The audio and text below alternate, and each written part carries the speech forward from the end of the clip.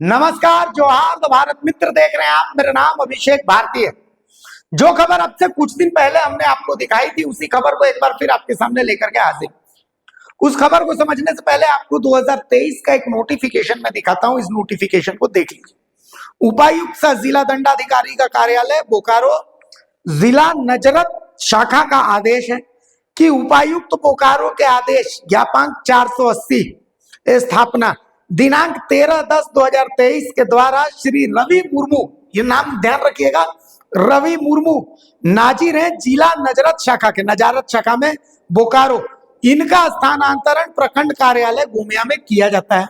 ठीक है, 13/10/2023 को इनका ट्रांसफर हो गया रवि मुर्मू का, कि भाई ये नाजिर थे जिला नजारत शाखा में, यहां से इनका ट्रांसफर कर दिया गया गोमिया के प्रखंड कार्यालय में।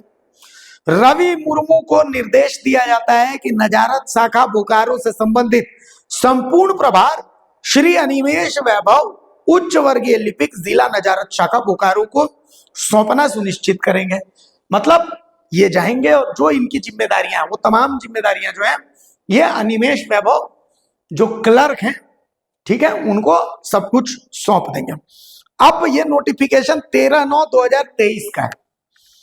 आज जो तारीख है वो 2025 की है, अक्टूबर आ चुका है ना। तो आप समझ लीजिए कि आज बाकायदा 3 अक्टूबर है।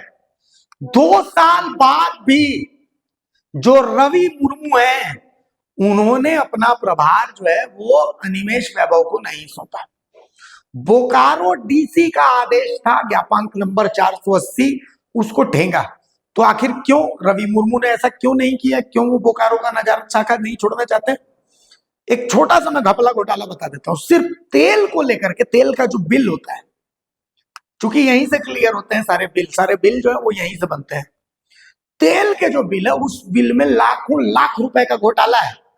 ये जो बिल है इनका मैच नहीं हो पा रहा है। तो रवि मुर्मू ने अनिमेष वैभव को नहीं दिया चार्ज। अनिमेष वैभव मुंह ताकते रह गए।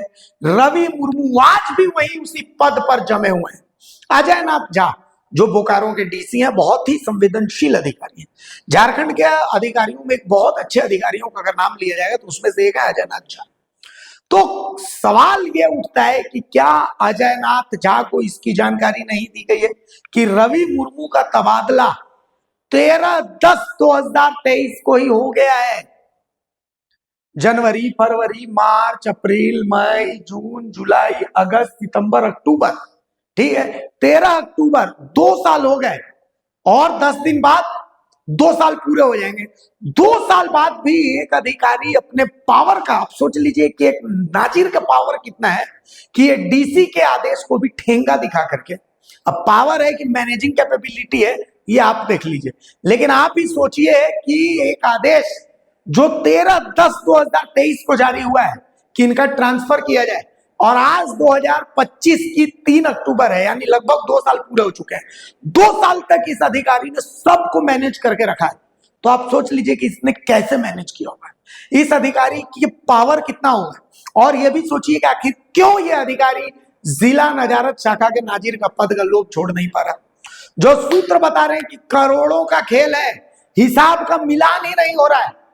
एसीबी के पास भी इसकी शिकायत जो है, चिट्ठी जो है वो पहुंची, लेकिन अब तक इस पर संज्ञान नहीं लिया गया।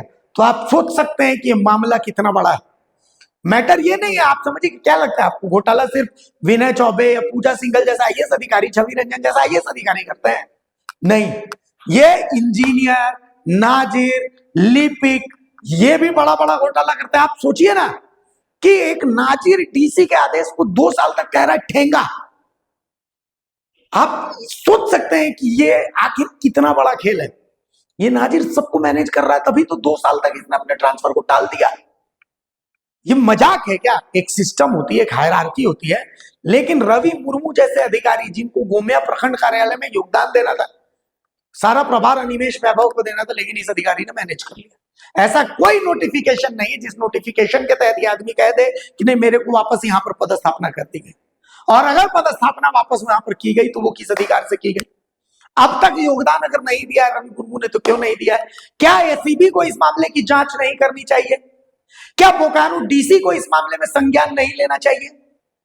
आखिर एक नाजिर 2 साल तक बोकारो डीसी के आदेश को ठेंगा दिखा रहा है, ट्रांसफर ऑर्डर जब जारी कर दिया गया है, इसके बावजूद उसने अपना चार्ज नहीं दिया है, तो ये साफ साफ अपने ऊपर के अधिकारी को ठेंगा दिखाने वाली बात है, ये अनुशासनहीनता है। तो सवाल ये है कि क्या झारखंड में सब कुछ भगवान भरोसे है? क्या ऐसे लोगों पर एक्शन नहीं लिया जाएगा? क्या ऐसे लोगों को लूटने की खुली छूट दे दी जाएगी? इन्होंने कौन कौन सा बिल पास किया है, कौन कौन सा हिसाब का मिलान नहीं हो पा रहा है, क्या ऐसे लोगों की जांच नहीं होगी? अगर ढंग से जांच हो जाए तो ये करोड़ों का घोटाला निकलेगा। तो अब देखना है कि क्या इस मामले में जांच होती है या नहीं होती।